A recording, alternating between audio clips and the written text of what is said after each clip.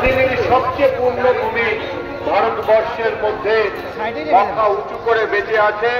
আর এই যে সন্ন্যাসী সম্প্রদায়কে দেখলেন, সেই সন্ন্যাসী সম্প্রদায়ে যাদের প্রতিনিধি স্বরূপ স্বামী বিবেকানন্দ, যার কথা বলেই আজকে আমাদের এই অনুষ্ঠান শুরু হয়েছে। যুবক, তরুণ যুবক, একেবারে কিশোর তরুণ, সে তার উদাত্ত কণ্ঠে স্বামীজির কথা বললেন।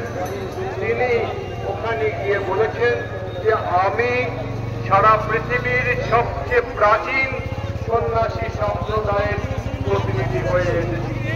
এখানে পরম পূজ্যবাদ সন্ন্যাসী সম্প্রদায়কে আমরা দেখতে পাচ্ছি মঞ্চের নিচে এবং মঞ্চের ওপরে।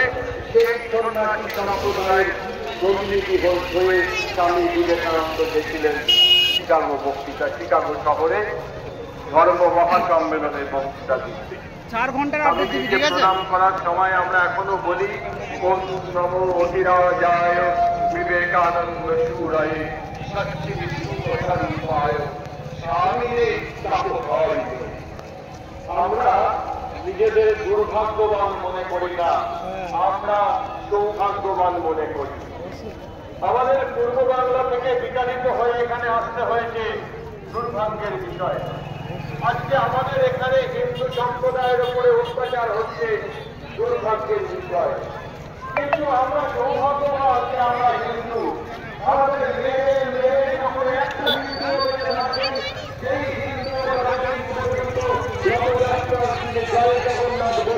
এই বাংলার মাটিতে ততদিন আমরা সৌভাগ্যবান, ততদিন আমরা সৌভাগ্যবান, ততদিন আমরা সৌভাগ্যবান। আমরা মরে যাব কিন্তু আমরা হিন্দু থাকবো।